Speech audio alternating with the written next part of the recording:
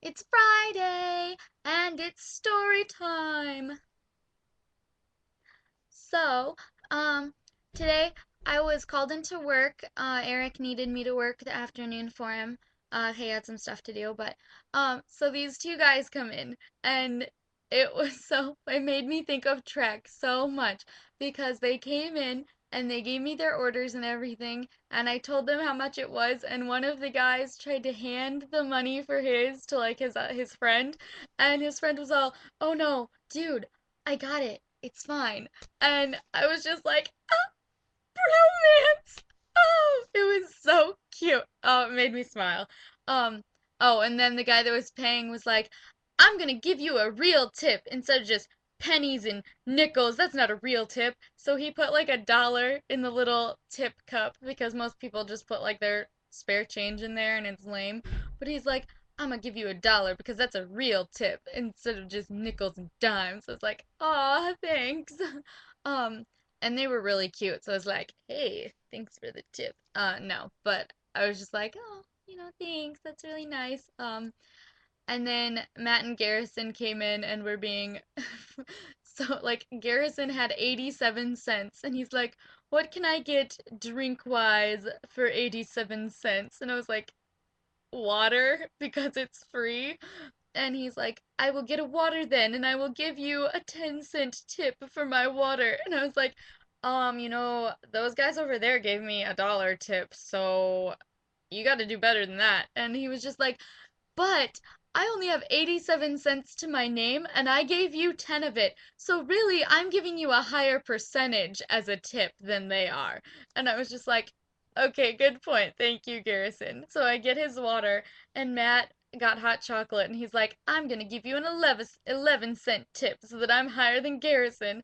And Garrison is like, "We can't let that happen." So he put in 12 cents. And I was just like, "Oh my gosh, I miss you guys. You make my day." So we basically just spent the rest of the time when there weren't people in there being awesome. And yeah, it was just fun. It was a good day at work. Um, so questions.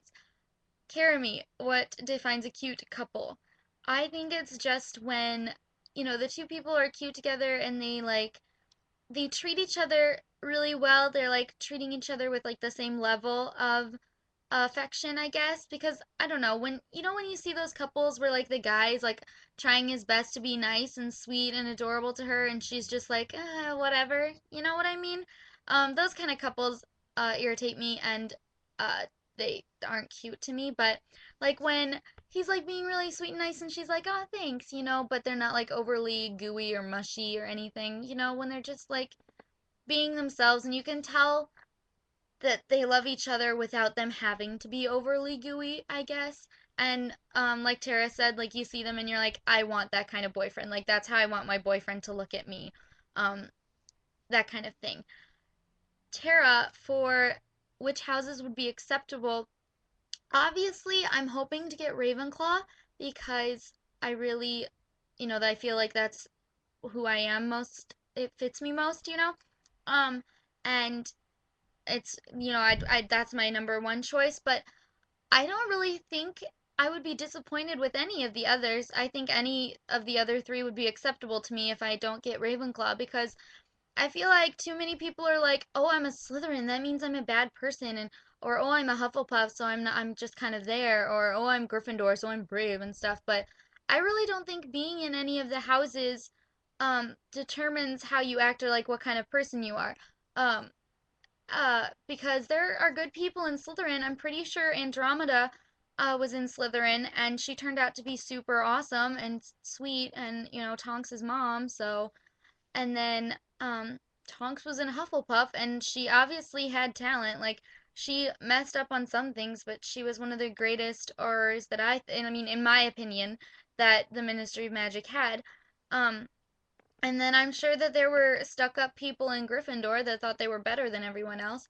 So, I mean, it's not like being in Gryffindor automatically makes you this awesome, courageous person, or being in Slytherin automatically makes you evil. Snape was in Slytherin.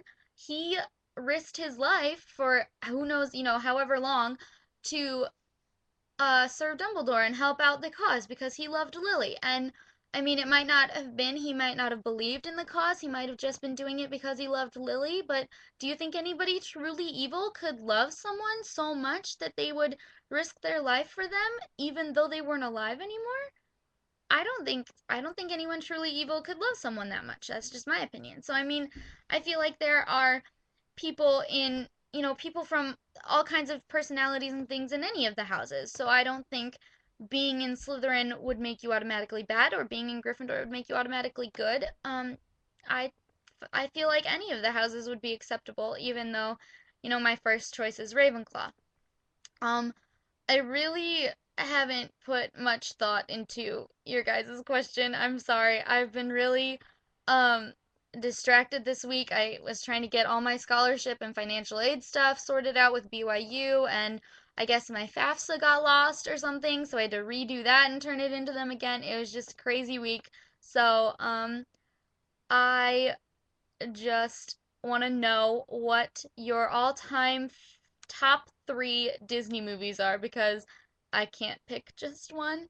My all-time top three are Aladdin and Tangled and oh gosh, I should have thought this through before I recorded it.